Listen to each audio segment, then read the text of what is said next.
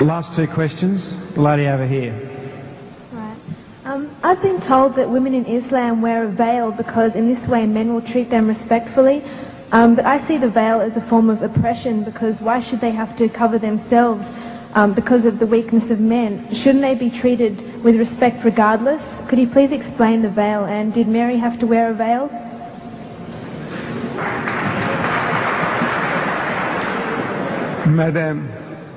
Madam, your Bible says, your holy Bible says, Paul is telling you that the woman must cover her head, that the woman who doesn't cover her, shave off her hair. Your Bible says that.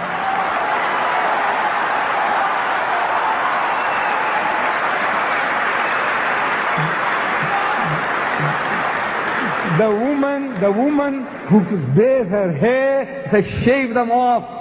Shave it off. That's what the Bible says. And you woman, your Bible says she must not be allowed to open her mouth in the church. But that's your churches, they don't believe all that. And your people don't believe in that. So you are inviting trouble. Because of this, in America, in New York, no woman is safe after dark. No woman is safe in France. During daytime, women have been raped in the street, and people just walk by, looking the fun. Say, or maybe they're enjoying themselves. Woman is being raped. No, I said, you are inviting it. Look, this modesty, the nuns, the nuns, Roman Catholic Church. Nobody gives them a second look. If Mary, the mother of Jesus, came along, you won't give her a second look. But my dear sisters, those women on your Gold Coast, at Scarborough, and all that, with bikinis and tangas and G-strings, look, sure.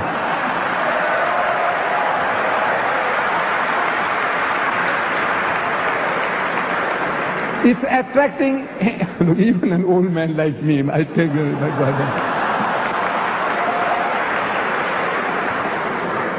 If I went there, I tell you, I'll be burning inside. I'm telling you, look, this is the nature of man. God made us like that. The thing that allures man more than anything on earthly existence is woman. Do you know that? I don't know. The Quran says, زُيِّنَ لِلنَّاسِ حُبُّ الشَّهْوَاتِ مِنَ النِّسَاءِ. Fear in the sight of men is the love of things they covet. Number one, مِنَ النِّسَاءِ, women. وَالْبَنِينَ, then sons. I got 11 sons. I can make my own football team. It makes me feel proud. I got 11 sons, my own football team, my own cricket team. وَالْبَنِينَ, and number 3, وَالْقَنَاطِرِ الْمُقَنْطَرَةِ مِنَ الذَّهَبِ وَالْفِضَّةِ, and hoarded heaps of gold and silver, and wealthy land, and horses branded for excellence, and all this. This is the list that is given in the Quran. Number 1, women. The Quran says, the thing that allures man most on this earthly existence is woman. And I'm telling my Western friends that I don't have to prove that to you. I don't have to convince you. I said, you see, in my country, in Durban, city of Durban, I think we'll end with this. Okay? We'll end with this. In the city of Durban, there is a firm called Lucian Motors. They sell second-hand trucks. Lorries, trucks. You call them trucks here too? Trucks, we call them trucks. And on the trucks that they advertise, there's a woman in the bikini on top of the truck. Then G-Knots, they sell farm implements. And on the tractors that they advertise, there's a woman in the bikini on top of the tractor. I'm asking these Westerners, I say, what has a woman in the bikini got to do with a second-hand truck or with a tractor? Except the man. You see, the woman is being dangled, so you'll read the advert. And BMW, I don't know, you have BMWs here. It's a motor car supposed to be a little better than the Mercedes-Benz. I'm not in the market for it. You see, I started with the Volkswagen Beetle. I did 120,000 miles, and I had to change for another Beetle, and another Beetle, and another Beetle.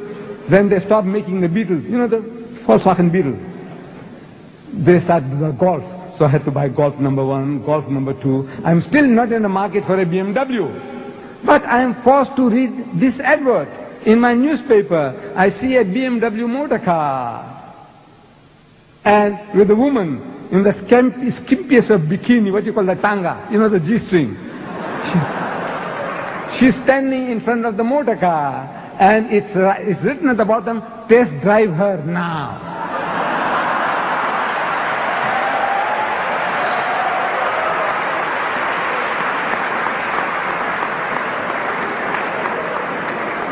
I'm asking the woman of the car. The woman is buying the car. And the her is underlined. Test drive her now. I said, look, this is what you're leading yourself to. This is the Westerner. He sells his mother, his wife, his daughter. His wife is a star, and she's being mangled on the screen, simulating rape. And they enjoy it. You enjoy your wife being simulated. It's not real rape, but you know it's simulated. You can see everything about it. She's being raped, your mother, your wife, your daughter, and you enjoy. Your wife is a star. So it's sick. No, alhamdulillah, praise be to God. We haven't come to that sickness yet, we Muslims. We try to keep away from it. This is your pleasure, your privilege. We have no right to force you. But we say, you are playing with fire, my child, and you're going to pay the price. You're paying the price now, and you will pay the price.